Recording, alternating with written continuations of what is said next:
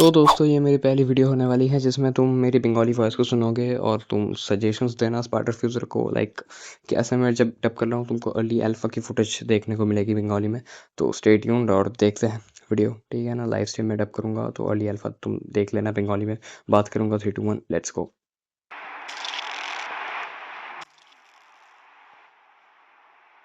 তো বন্ধুরা এটা দেখো, এটা ওই জায়গাটা যেখানে রাইজন ডন ভাই নিজের পার্কোর ভিডিও শ্যুট করে। হ্যাঁ, যদি তোমরা জানো তোমরা জানো।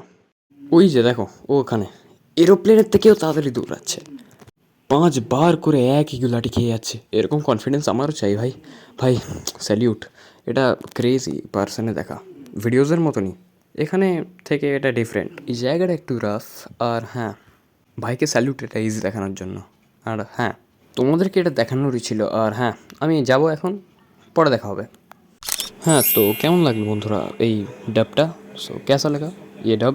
तो मुझे बहुत ज़्यादा बुखार है तो मैं अभी के लिए थोड़ा बिज़ी हूँ, तो इसलिए सोचा कि लीक नहीं मतलब अर्ली अल्फ़ा फुटेज दे दूँ तुम लोगों को, ताकि तुमको थोड़ा हाइप कर लूँ तुम दोस्तों को।